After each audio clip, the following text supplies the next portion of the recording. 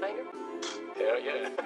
Classes in session, this is the show where knowledge is profit, just so you know. Army Piper, OC Guy, and Trade Fly, bringing crypto news to the whole alumni. It's the word on the market, the one-stop shop for the info you need every time that it drops. The go-to show that you need right now. This is Piper Academy, it's all going down, let's go. Good morning, everyone, and welcome to the Morning Market Report here on Piper Academy. We got CPI data in this morning. Got a little pump off of Bitcoin, all of the markets, but now it looks like they are pulling back. Where could they be heading? And plus, we're going to take a look at a chart that might be telling us something is really, really wrong with this 4-year cycle. We're going to be digging into that, looking at where price could be going, and taking a look at all that CPI data and more today on the Morning Market Report. Let's get it. Classes in session.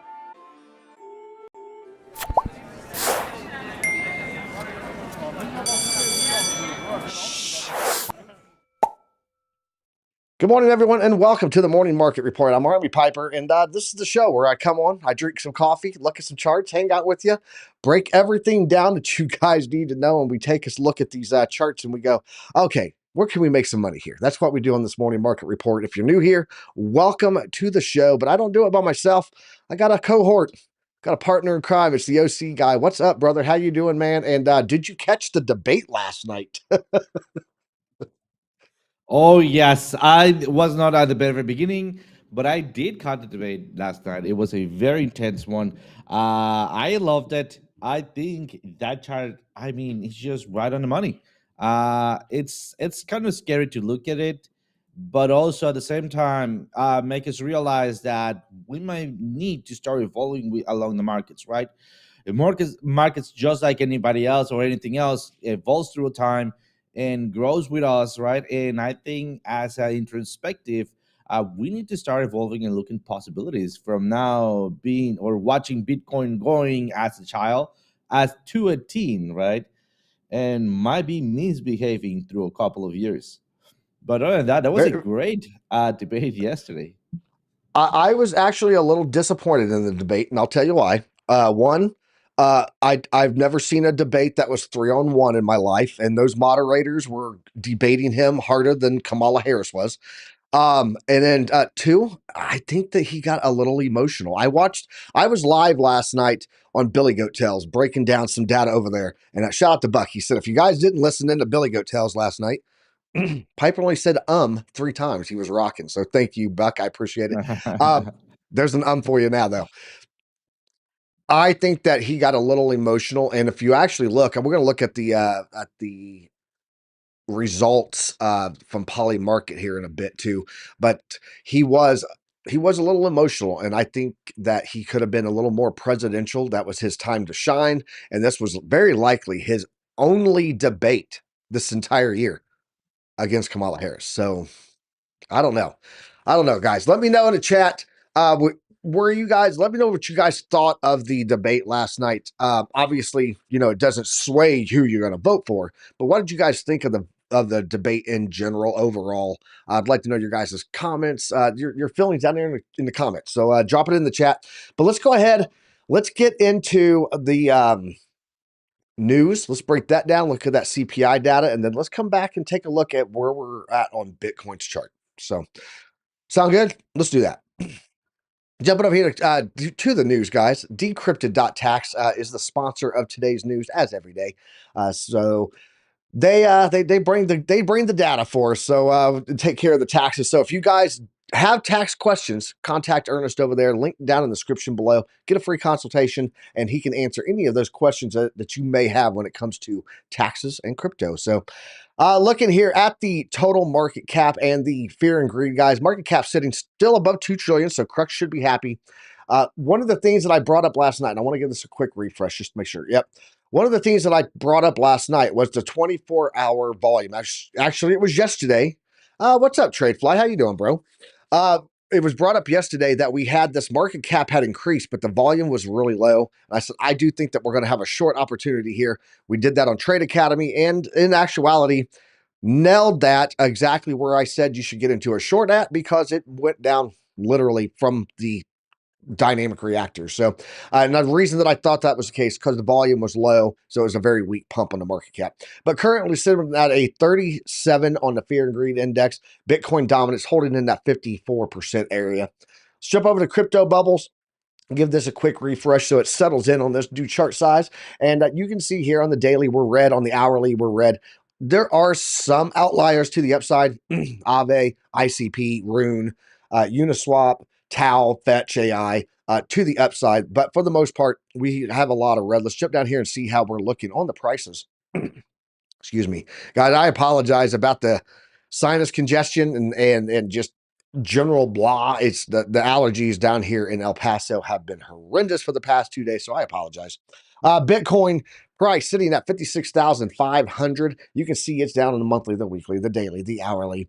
Ethereum sitting at 2,300, just slightly above it. I do think that Ethereum is going to get a pullback, but I think it's going to reject first off of some resistance above us, and that's a trade setup that we dropped in our trade calls on our Discord. So if you want to get into that, guys, all you got to do, go down there below, and you can use our Blowfin link. I just dropped it, or you can use get Chart Prime, and either one of those will get you into our trade calls. In addition, you can also join the memberships down below, and for Magnet and Suma, and get those trade calls also. But guys, moving on here, Solana is still down on the daily and hourly, up on the weekly though, just barely at 1.9%. BNB up 3.3. Any big movers in here? Tron moved up another position to number 9. Toncoin has flipped back down to number 10. Cardano down 1.6, getting a little very slightly shallow breath there. That's what it's getting on the hourly.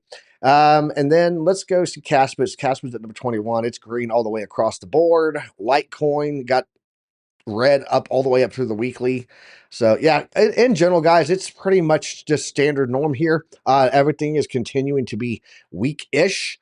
But I am not seeing anything that is a major dump today in the top 20. So looking here on the liquidations for the past 24 hours, shout out to Crux. There he is. I was just talking about you, man. Theraflu, baby, combat content. I'm not sick. It's just allergies. The allergies have been horrible here. Maybe if Piper got a plant. I have a plant, bro. I have a plant there. I have a plant there. I got plants all around me. Anyway, past 24 hours, guys, 39,763 traders were liquidated. Total liquidations coming in at $128.3 million. The largest single liquidation order happened on OKX. It was Bitcoin USDT swap valued at $5.34 million. Let's jump into this economic calendar. Let's talk about this. So first off, this morning, 5 a.m. my time, 7 a.m. on the East Coast, we did get the mortgage rates. Current mortgage rates, guys, are sitting at 6.29%, previously at 6.43%. So we are seeing that come down. Mortgage applications, and there's one in here that's a little shocking. I'll get to it in a second. Mortgage applications down 1.4%, previously 1.6%. So not as many people putting in applications to buy homes.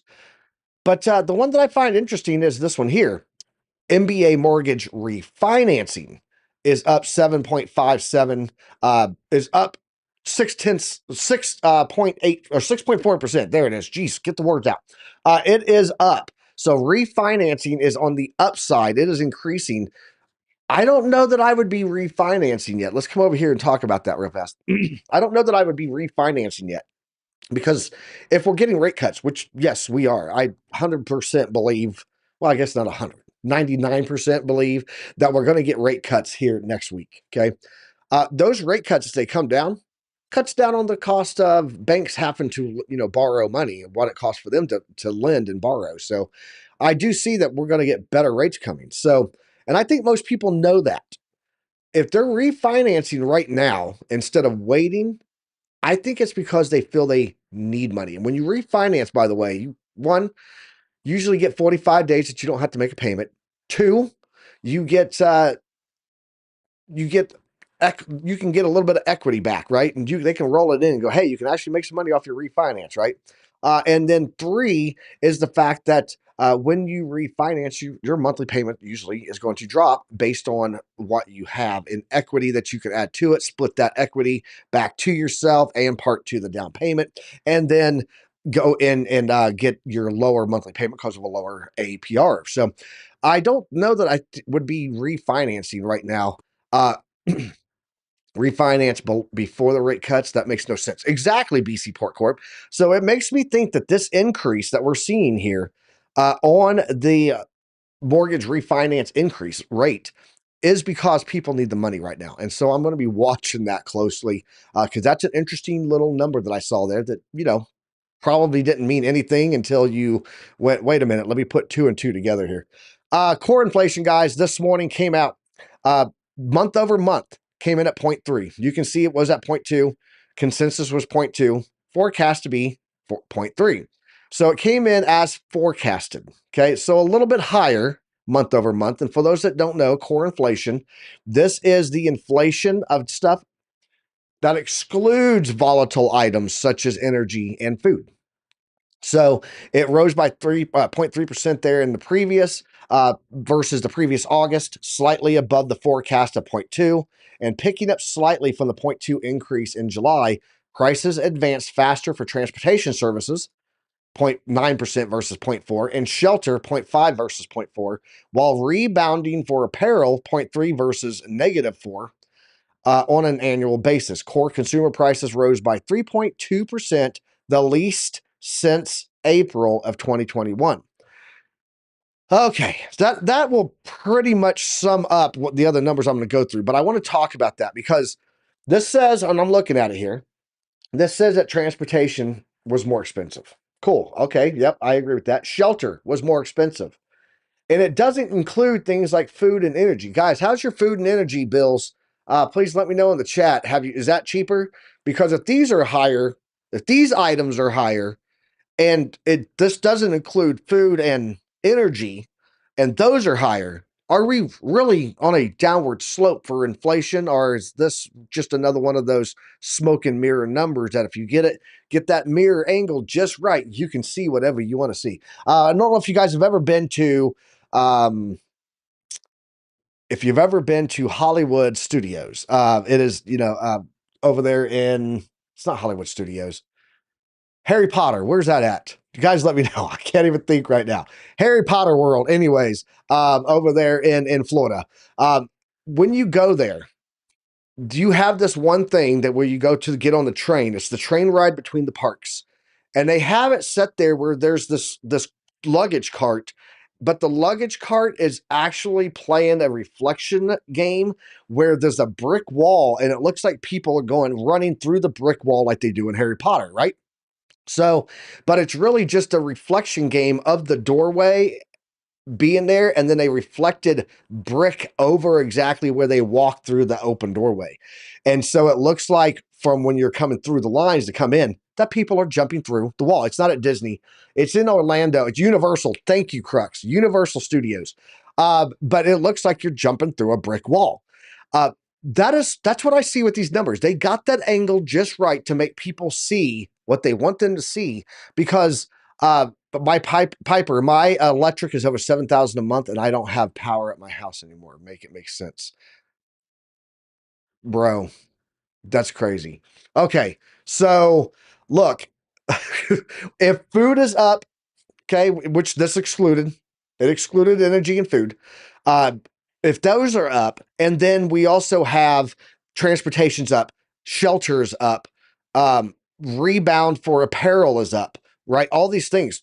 How did this come in as good inflation numbers? It doesn't make sense. Make it make sense. Make it make sense. That's all I got to say. Let's jump back over there and let's look at the other news that I'm seeing here on this chart, guys. I just had to break that down because something was not matchy for me. Core inflation year over year came in at 3.2. Was expected to be 3.2, forecast to be 3.2. Previously was 3.2. Inflation rate month over month. This is not core inflation. This is inflation. This actually includes your food, energy, and all that. Energy costs fell 0.8% due to gasoline. Okay, I can see that. I can go with that because oil is down right now. But I don't know that my gas prices or that my gas bill has come down. So, but oil is down. That is actually an indicator of a weakening economy. Motor vehicle insurance, 0.6%. My motor vehicle insurance is stupid high. On the other hand, energy fell, electricity fell, natural gas fell. Prices also declined for used cars and trucks. Yep, I don't doubt that they were way over extended there on pricing. And then household furnishings and operations came down. Medical care came down. Communications and recreation. So that's what they're saying came down versus what went up on inflation rate month over month. Let's check this year over year. Year over year, this probably did come down because energy costs declined 4%. That was because of the oil again, mainly due to gasoline. Yep, there you go. On the other hand, inflation edged higher for shelter. Yep, I've seen prices come down on like from the bubble, but I haven't seen them come down to a fair value on houses. Let me know how the housing is in your guys' neck of the woods because I'm curious if it's just an El Paso thing. It's just been slightly here. Compared to the previous month, CPI rose 0.2%, the same as in July and matching expectations. So there you go. Nothing, it was, like I said in the thing, it was mixed. Some of it was better, some of it was worse. Overall, we did have the CPI, actual CPI, 314.8, was expected to be 314.98 or 315. So just below that, but still came in higher than what it was. So jump into this, see what it says. The consumer price index increased to 314.8 points in August from the 314.54. So it actually did come up. So in general, you know, you get all of these other ones where they talk about, okay, well, this came down and this came down and this came down. However, this had this and this had that. But when you look at the CPI, guys, the CPI came in higher. It did not reverse. This is not a reversal on CPI. So I don't know. Make it make sense. I'm going to jump over here. Yeah, it's great that some of this stuff is coming down, but I don't think that we're heading in the right direction. However, if we look at the news here, are you there? OC is there. Cool. Let's look over here, guys, what we're seeing on the FOMC, because it does definitely look like we are going to get a rate cut in September, and which we should. They should have done it back in July, but an 85% chance of a 25 basis point rate cut versus that 15% chance of a 0.50. So we're not going to get that 50. It doesn't look like at all. That is a good thing. That is a good thing. Trust me. Now, here's the question. They did talk about that they were going to, let me get out that bright screen because I'm burning everyone's retinas. There we go. They did talk about the 100 basis points this year, four 25 basis point rate cuts, right? If we get 25 in September and we get 25 in the next one, guys, look, September, November, December. September, November, December. There's only 3 FOMCs this year. They would have to do an emergency cut in October. Are we going to see that? That's going to be the big question. And how will the markets react to that? That's going to be the other big question, right? Looking here on X marks the spot before we move on down the line here for news. I get through all of this. Look at the bookmarks. You can see it right here. Little breaking. This is the Kabisi letter. August CPI. He's talking about it there. This marks the lowest annual inflation rate since March 2021. First rate cut coming next week, and I do believe that. Here's a shout out to Jamie Dimon. Guys, Jamie Dimon on this day exactly 7 years ago said, "I'd fire anyone caught trading Bitcoin." Today, JP Morgan is a broker for BlackRock's Bitcoin ETF, the most successful ETF launch in history. So there you go. When we talk about how early we are, and this is actually also an indication of how risky the asset still is. Because remember, the more liquidity that exists in it, usually the more stable it is, right? It builds that base of against volatility. When you look at this asset class market cap comparison, guys, housing, $330 trillion. Okay. Global debt's 315, fiat, 120 trillion, stocks, 110 trillion, art, 18 trillion. There's $18 trillion worth of art in the world, man. Gold, 17 trillion. Bitcoin, $1 trillion. Very, very small, and we are still super early. So, guys, even if we get a little shakeout coming from this economic data that's in play, we're still super early. Will it get shaken out along with everything else? Absolutely. Will it give you the opportunity to make life-changing money when you can identify the bottom? 100%.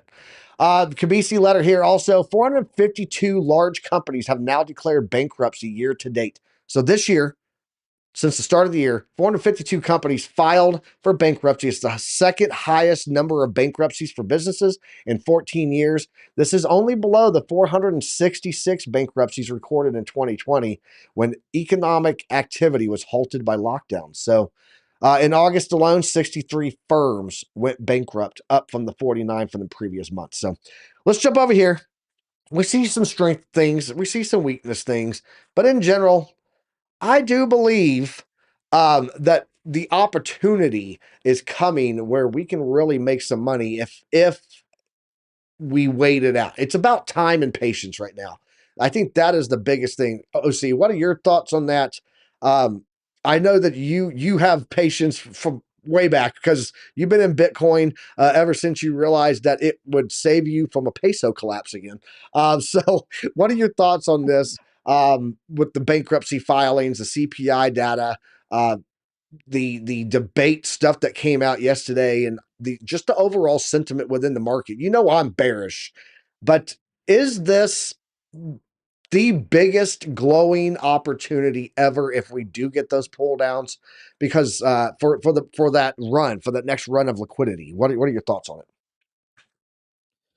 So, I mean, the biggest run right now for the next pump, I don't know. At this point, we all should have already had some exposure, right? We had a clean breakout. We had a couple of ranges. We pumped again once again. We're not even down below to the previous range. It's 40 at 39, 40K areas, right? So for me, this like the best opportunity. I would say if you have no Bitcoin, that means you have no exposure, right? So how could you win the lottery if you don't get the lottery ticket, right? So, and this is not financial advice. If you have no exposure, I think getting exposure, it is the best thing that you can do. For me and my own finances, always having Bitcoin is a must. So if I don't have any, well, it's a good area to buy, right? But remember that we're talking about DCA long term, which I mean falls right in line with what you're talking about, which is patience. So buying right now might mean that you had to wait a couple of years, maybe, to get back on your feet or back at these prices. In the worst case scenario, I don't think that is the worst case scenario. But also remember that DCA means that the lower we go on stages, the more you're gonna get, right? So it's gonna get you back at your equity point right there, easier and faster. So is this the best liquidity areas? I don't think so. Is it a good opportunity if you don't have exposure? Absolutely. Is it just an overall general good area? The area is good. The data is not, and we want them both being good. So what we want to see is just, maybe cutting rates, that'd be good, but also being job numbers pumping up, right? Not filing for bankruptcy, bankruptcy. That thing. Bankruptcy. All right. Well, I don't know. My dyslexia. You're muted. You're muted. You're muted. I'm OC's translator. I got you. Even though he understood, he understood with no microphone. So other than that, I mean, that means that timing is not there yet, right? You want to get the best possible scenario. Wait for timing. Might not be the best exact area, but we'll get you into a good area with good timing. That means you're catching the pump or at least the liquidity. Let me make sense, because let me try to make sense the inflation numbers for you guys. I mean, I know you guys don't live in Mexico, but we understand it here. The thing is, politicians say, hey, are you as effed as you could be? And you say, yeah, I'm pretty effed up, right? And the politician goes, are you sure? Are you Say, sure? well, I think, yeah, I think it could be worse. And then they go say, you see, inflation numbers are not that bad, right? And you, well, I guess that's what not, it is. Right? That's what it is. That's They're like, hey, is. here's the inflation numbers. At least you still have man, my house is expensive. I can't afford my food hardly at all. I can't buy the stuff I used to buy. And I can't even run my electricity, my AC when it's 95 degrees outside. And they go, at least you have AC, a house, and ramen noodles. That's America right there for you right now. All right, let's jump over here, OC. Let's take a look at what I'm seeing here. First of all, after the debate last night, 49 to 49% according to Polymarket. So he lost 3%. Kamala Harris gained 4% after that. So yeah, not a really good one. Not a really good one last night. It's not a good run. Let's talk about this article and then go look at this Bitcoin chart. Bitcoin to eventually bottom as perpetual funding rates remain negative. Okay. Persistent bearish sentiment in the perpetual swaps market has triggered negative funding rates, according to K33 analysts. The analyst said average returns after 30-day average funding rates flip negative and sits at 79%, supporting the case for a bullish end to the year. So, while bearish sentiment remains sticky as macro uncertainty looms over crypto and traditional markets, it has led to a perpetual funding rate signal that points towards a potential market bottom for Bitcoin. So according to this article, and I'm not sure if it actually gave the number, it just talks about, it's about the rates, right? So it's saying that if the rates continue on, they typically lead to a bullish move up. You can see price dropping here, hits that threshold, and that's when price takes off, just like right there. So this is signaling accumulation and that this will lead. It says Bitcoin is currently traded at 56,718, down 1% over the past 24 hours, 3% over the past month. However, the foremost cryptocurrency remains up by 34.2% for year to date. Let's jump over here. Actually, let's jump to the chart and we're going to take a look at the chart, because there's some things that I want to show you over there. And it does look like we're getting a dump again, guys. So yesterday we talked about this on the Trade Academy. And I said, guys, we're heading in. Matter of fact, the thumbnail was, is it time to short Bitcoin? I said, we're heading in on the dynamic reactor again right here. We touched it last time. It led to a pullback. This is my entry. And I would say right now, this is what I said live. Right now is the time to enter into a short on Bitcoin. And that is played out beautifully here. We did get just now on the 4 hour, did just get the VWAP overbought. So that is pushing us down. Also, we had all the indications taking place here. The RSI coming down, giving us that slope. And then the other thing that I pointed out here was on the RSI primes yesterday, we were getting a little orange there on the heated up on the RSI to the right. And so when we were touching that, I was like, yeah, this is a good spot. We got this orange color. We're high on RSI, hitting this powerful oscillator. And then we've got all of the indications telling us it's time to go down. So that is where Bitcoin is currently heading. Where I am watching Bitcoin right now, let's get that back over here. Let's isolate the top chart. There we go. I am watching for it to come down to our trend line here. That's currently about $55,000, $56,000. I do see, though, that we could be heading quite a bit lower, and I want to show that one here. Let's go over to the liquidation heat map. All right, guys. So right here, about $56,000, we have this little yellow line right there, okay? There is, in that ballpark down there, somewhere in the realm of about $500 million in liquidation, okay? In orders that can be liquidated. But look down here, 54,000 to 54,750, somewhere in that range, 54,000 to 54,750. We have this very big area here that we're seeing for liquidations, like here on this bottom piece, 127 million, 131 million, 108 million. So there's probably close to $1 billion down here, at least $800 million down here for this level. And that is coming in again for $54,000 Bitcoin. Let's jump over and see what we have for that. Well, that would put us back in line with all of this over here below, because that line coming in is at 54,000. That would be a little bit below a little bit above where we were at here. So that's what I'm seeing there on that 4 hour chart. I want to jump over to OC's chart, see what he's seeing, and then I want to come back and talk about this chart, and I want to come back and talk about this chart. So I showed this chart yesterday for a quick minute. I just want to show the morning's crew in case nobody's seen it. I won't stay on it too long, but this one I definitely want to talk through because I'm seeing something down here on the Buffett's Secret. That's what it's called, where we might actually have a local top in for right now. So let's jump over to OC's chart, see what he's seeing on there, and then we'll come back and look at that chart and see why I think we could have a local top in. Let's kick it over to you, OC. Absolutely. So let's take a look at Bitcoin here. It seems like it's playing out almost as we were expecting here. Remember that I was expecting a little bit of a pullback after we reached these areas here. That pullback is playing out.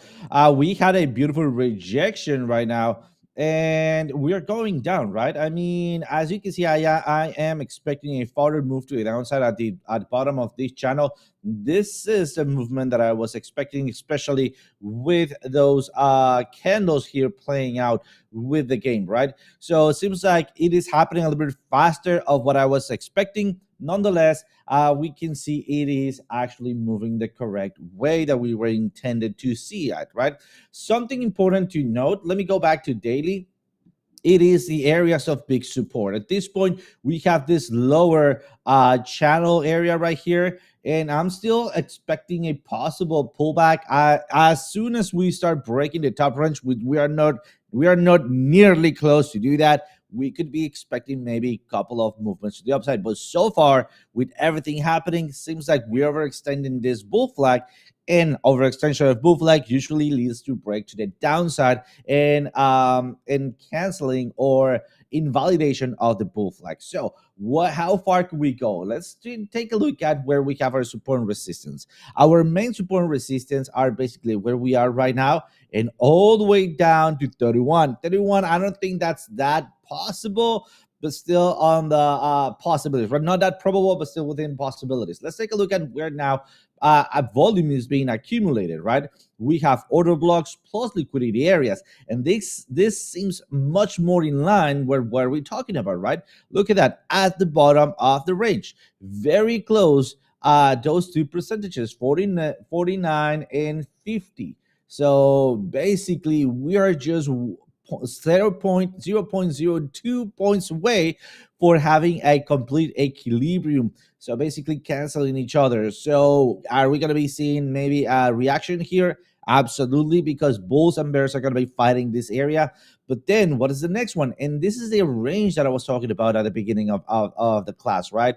That we haven't even been on previous ranging areas. So as you can see, we're building up here liquidity zone at 39K, 40K ish area. So I'm gonna keep my eyes both on the 51 area and also on the 40 area, just in case we get to those zones. But so far, as we're standing, we're building up a bullish divergence on the daily, and the oscillator is pushing forward to the upside. This is not bullish until we break the zero line. This is only going, we're gonna assume, we're gonna just think for now that we're gonna go to the zero line just to find a rejection, unless we see it piercing through. That's when we're gonna start changing our bias from bearish to bullish. So that's what I got on Bitcoin, Piper. Let me try it back to you. Awesome. Yeah. So let's go in.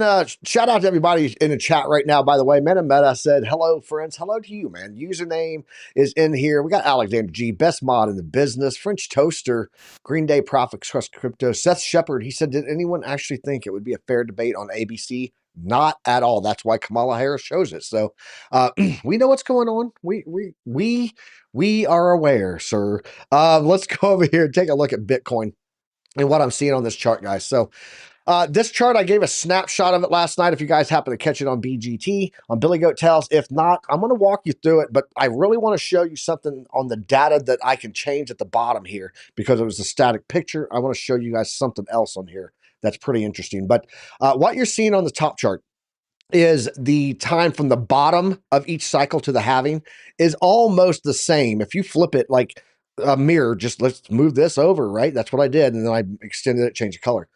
It's pretty darn near the top, and we hit inside of this red Mayer band every time that we do that. Here's the bottom again.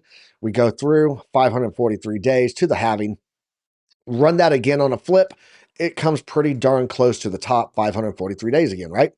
We had the bottom here, 514 days, run it to the halving, flip that around, 514 days, pretty close to the top. These are 2-day candles, so within a week and a half, it was the top again. And then here on this last one, most recently, we had our bottom that hit on November 23rd of 2022.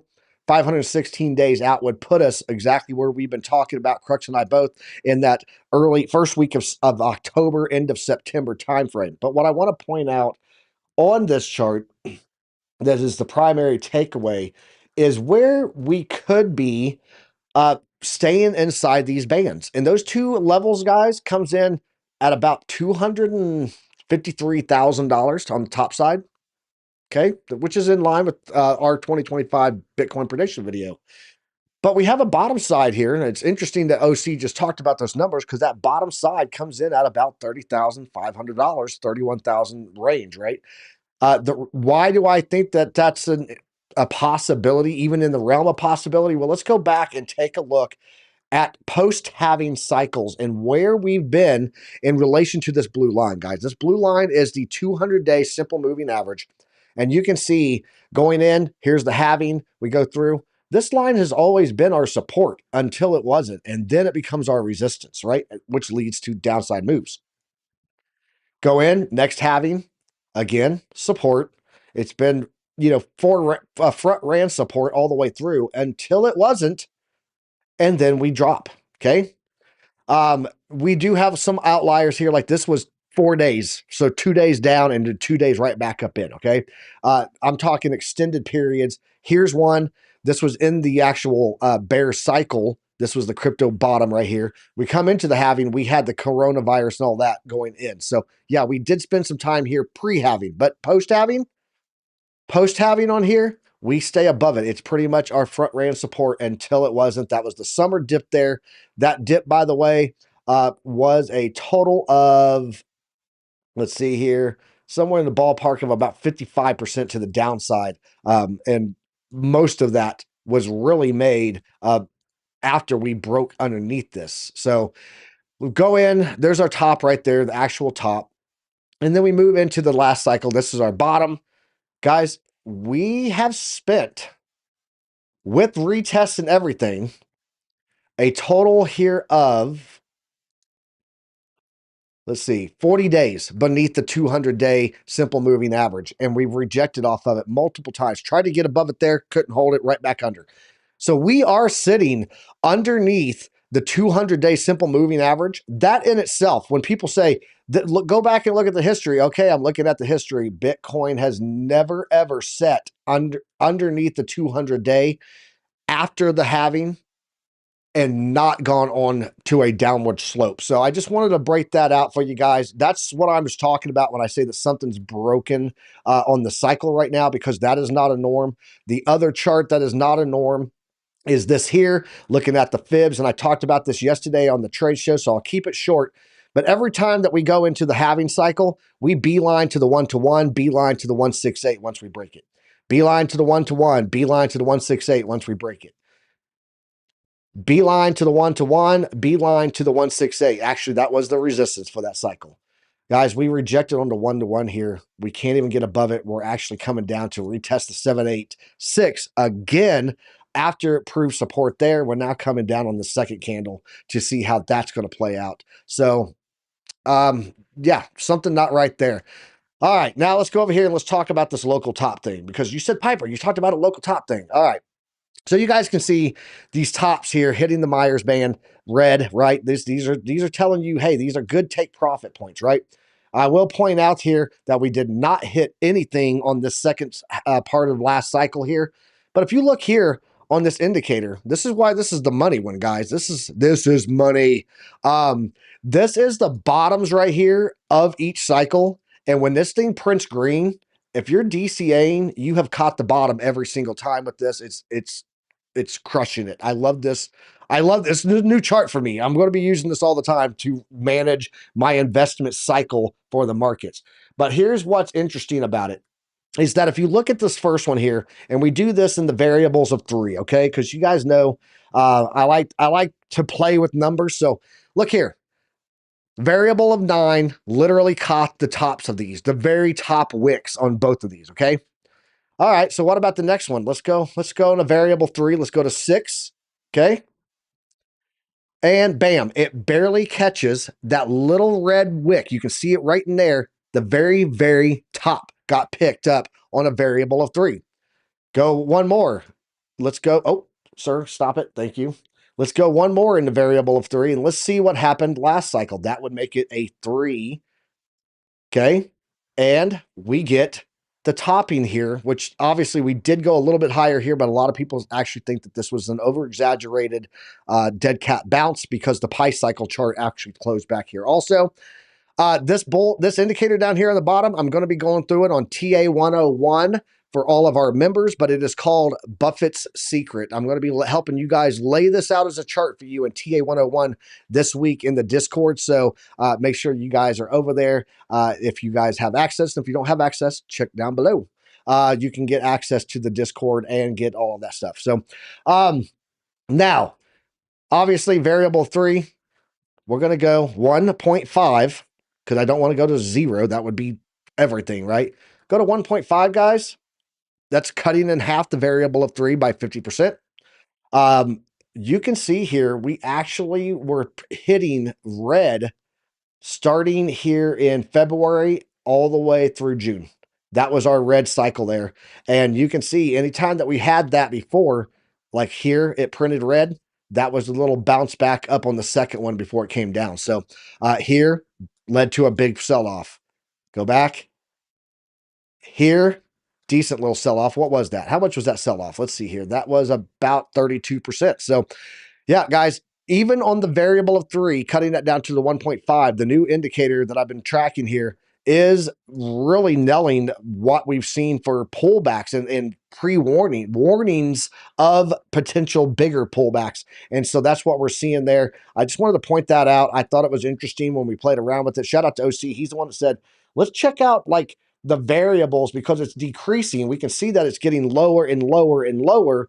What if we move the threshold in a variable that's equal with it? And I'll be darned, it variables of 3 down to the splitting of 3 to 1.5 because OC is a math nerd and he's a genius with it. So that is what we saw there on that chart. It's pretty interesting to see how this is playing out on mirroring bottoms to pre-halving and then where the tops come in afterwards, where that band is at and us sitting beneath the 200-day.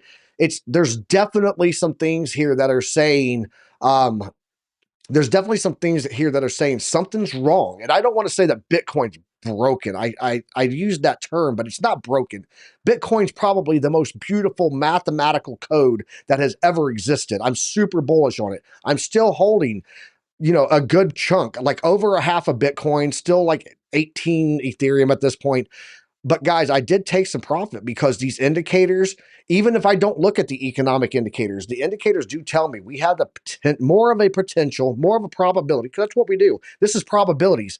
There's more of a probability of downside than there is upside. And I do think we're going to see lower before we see higher. However, if we have this happen and Bitcoin does what Bitcoin does, when we see liquidity come back in from retail because we're sitting on the sidelines with our dry powder, we've built up and saved dry powder in between now and that point, and then institutional money, who, by the way, also are holding dry powder. Warren Buffett right now is sitting on the largest pool of money he's ever sat on in history. So when that happens, you're going to see retail money come in. You're going to see dry powder investors come in. And we're going to be hitting a tidal wave of liquidity coming from institutional money.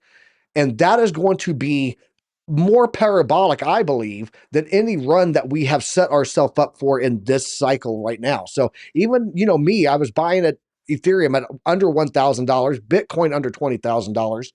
I absolutely believe that me doing the move that I made when this next cycle comes in and we do get retail liquidity coming in because everything has sold off so much from all of the economic contraction and this broken cycle that's taking place right now, that the tidal wave is going to be a much more parabolic run than what we've seen thus far in this cycle. So, OC, I'd love to hear your thoughts on that. But yeah, bullish on Bitcoin? Absolutely. Bearish on near-term Bitcoin? Not so much, guys. I think, sadly, some things are pointing to the downside. OC, your thoughts, man?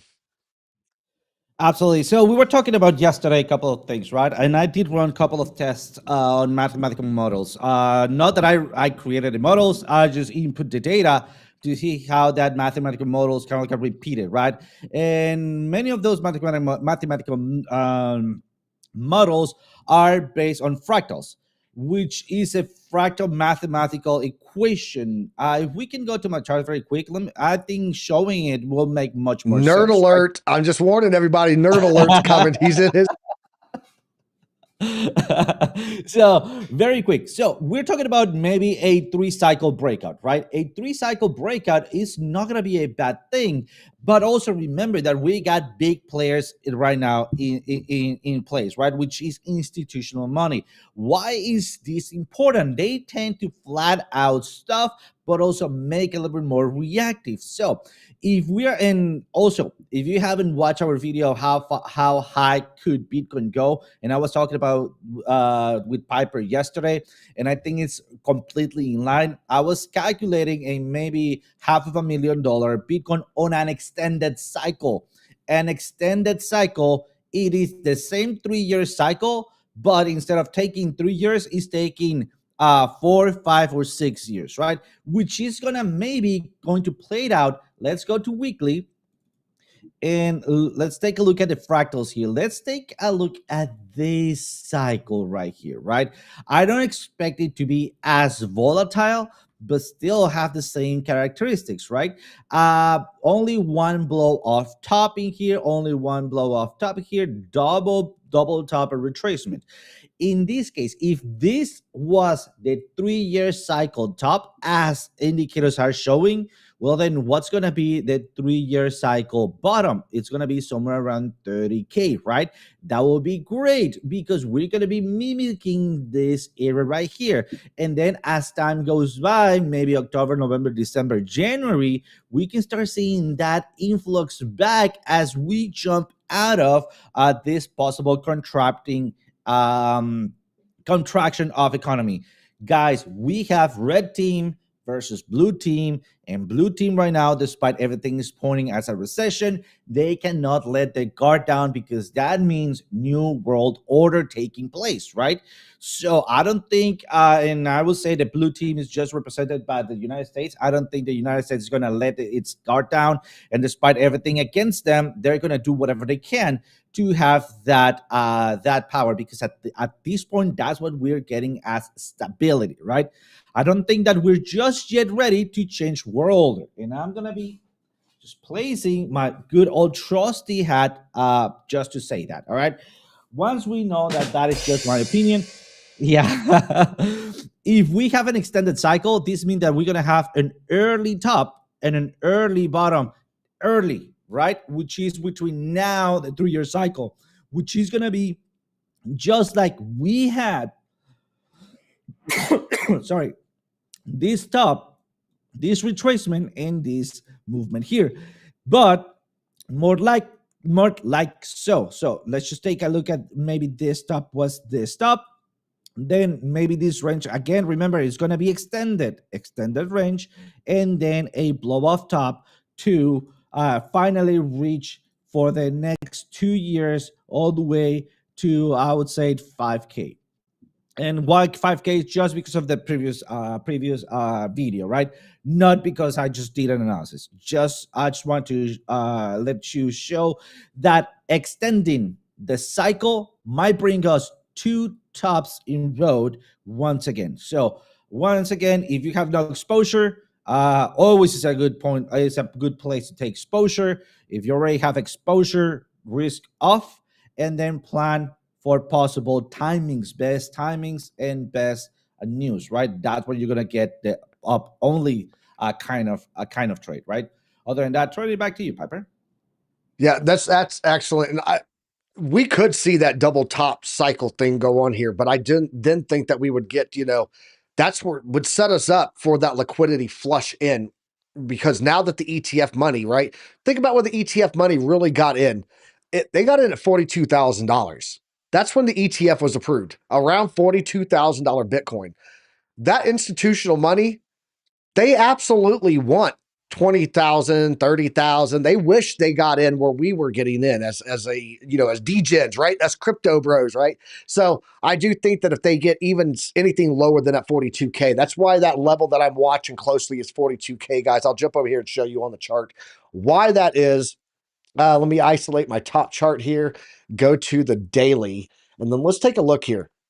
So they got in back here, back in this January time period of about $42,000. There's the ETF. It sold off and then took off, right? So they technically got in at about 40,000, as low as if they had chart prime, they would have known to front run on that dynamic reactor, but about 38,000. Okay.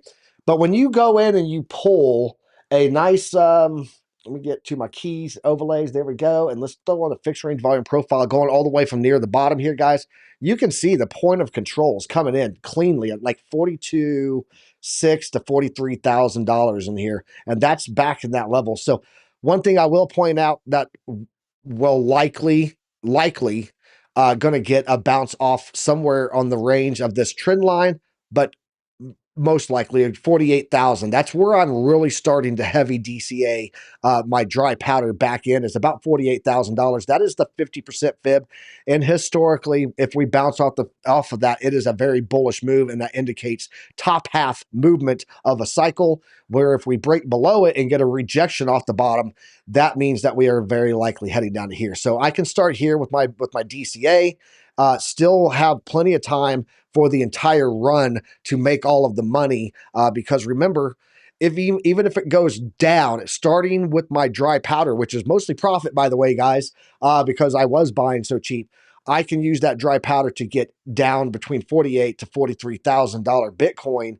And then when all of that liquidity runs in, I'm just sitting there waiting for the wave behind me on my surfboard. So what's the lowest Bitcoin will go? Don't give me analysis. Just give me a number, please. The lowest it could go, 0, bro. Where do I think it's going to go based on analysis? I think 40 to 43K would be the lowest that we'll see it hit to. I know there's, if you look historically at the number of 50% from the top, that would put it at about 38K, but 38K, 40K, are you really going to care 5 years from now if you got it at 38,000 or 40,000? I think that no. For this month, for September, I'm thinking 48K is the number that you're looking for September. If we do have the economic data that continues to put selling pressure on, then 40K. So there you go. That's the numbers that I'm looking at ahead. So, yep, I'm predicting a drop to 42 to 44. We're right there in line. We're right in line. We're in the same ballpark, Fifi. So there you go. Thanks, fellas. I love this channel. Hey, we appreciate you, man. Thank you very much. OC, we got time. We got about 7 minutes, and we don't have to run it all the way through. I think we got through all the data, but we didn't really look at any altcoins. Is there an altcoin that you want to show to the people right now? We can do one-on-one very quickly, and then we'll head over to Randy Hipper's place, go raid the frat house, and go see our frat mom. She's making chicken tendies for us. So what do you got on your chart for alts? Absolutely. So I have yesterday's call from OM. Basically, we jumped in so perfectly in line with the analysis in here. So we caught the very, very TP top right there. And then we are retracing. Quick reminder, guys, move your stop to entry. If you are following this instruction in my style, we'll save you right now for possible pullbacks to the upside, because we are still in strong pull up, right? We have just a couple of supports. We might be running into a couple of supports right down here where we're aiming for our, if you also took that 10x leverage, almost getting ready to almost 100%. So right now that we are somewhere around 30, it's a good area to start either taking some profits, but for sure moving your stop to entry. So hopefully you guys are making some profit from yesterday calls. And really quick, our LTC is still, we are underwater, but remember we have a secondary entry because we risk of half of an entry and another half of an entry is still in the play. We'll see how that performs. Throwing it back to you, Piper. Awesome. Let's jump here. Someone asked for Kaspa. I want to show you guys something interesting on Kaspa. So we were talking here, looking at the 4 hour. We were talking here. I was like, look, guys, we broke down to the phase 7, but I do believe that we're getting indication here on our indicators. And that was back here because we got the peak seeker that printed off. We were getting the bullish divergences. And I said the volume matrix is starting to come back up. We peaked below that 30%. Looks like we're likely going to be heading back up to the phase 8 golden pocket here. That's the 8.618 fib. I said, but keep in mind, we do have the dynamic reactor and the quantum reactor both coming into confluence on this. It's going to be very hard resistance to get through. Guys, look what Caspa did. It broke through it. It did have a little fight here on it. It wicked perfectly on that fib level. And then we got another bounce off of it here, sending us up. And now we have retested it as support right here in my resistance range box. We're holding this right now. And the thing that I think is very interesting is if you go to my Piper Sniper kit over here, and this is looking at daily charts, guys. This is looking at dailies. But the one that I want to point out here, I know I'm on Bitcoin, but I want to point out the spotter because this is watching the daily chart for the target lock and target hold of my indicator. If you guys don't have it, you can use my link below to get Chart Prime, and you will get the Piper Sniper kit included. I designed this completely to do specific pickups for long-term gains and long-term shorts, okay?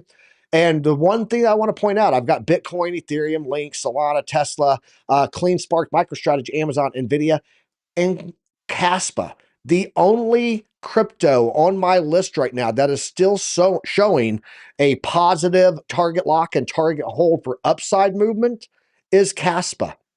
Ethereum has actually triggered a sell-off. This is long-term, looking at dailies. This is saying, hey, you should go take a look at Ethereum and short it because this typically, when you get two negatives like this, it's typically led to 30 to 70% pullbacks in the markets, looking at it from a daily perspective.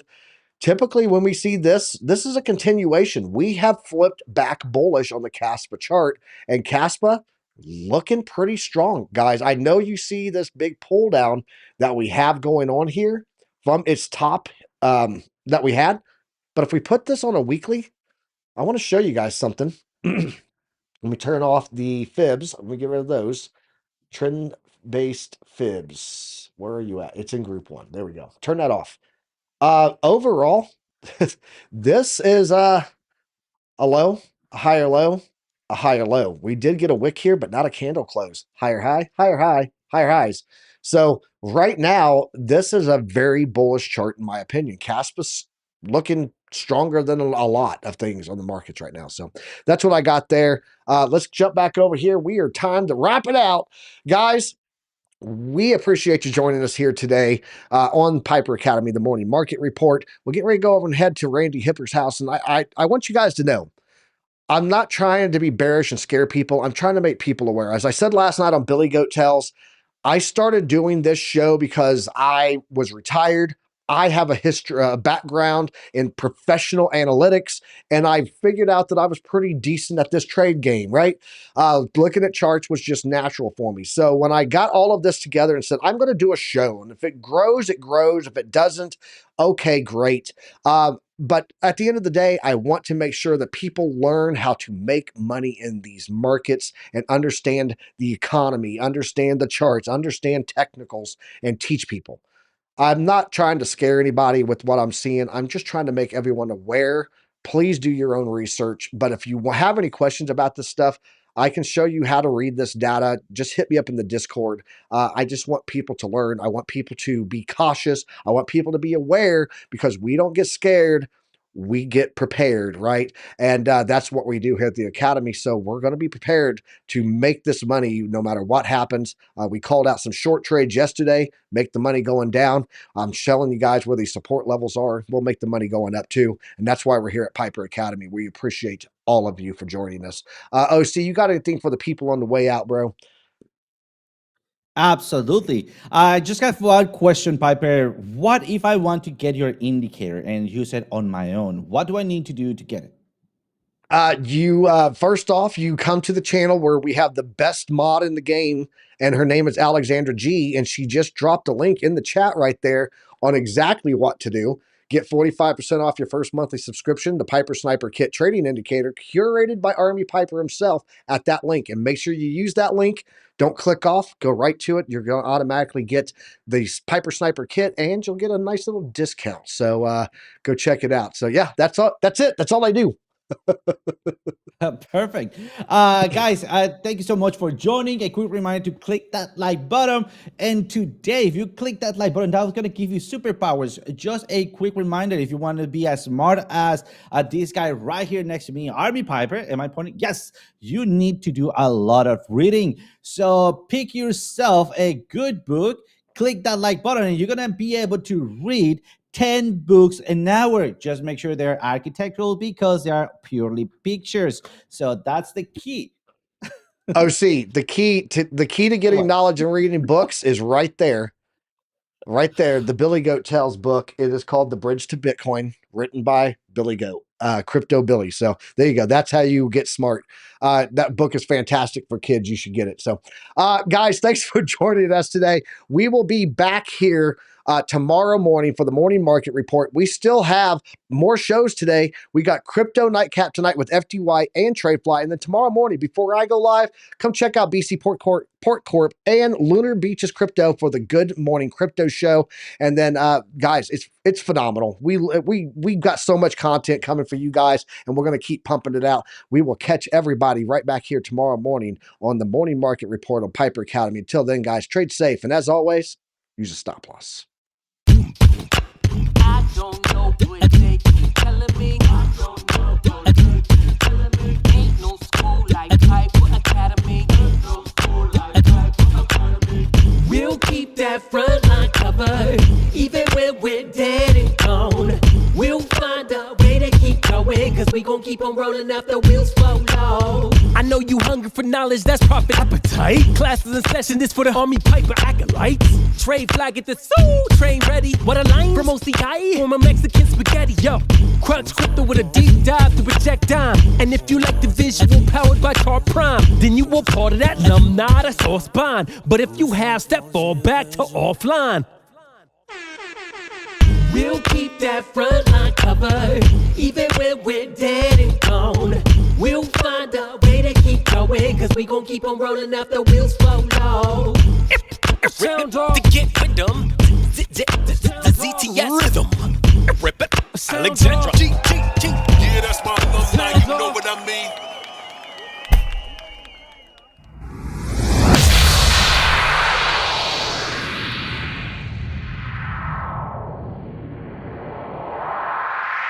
That was awesome, dude!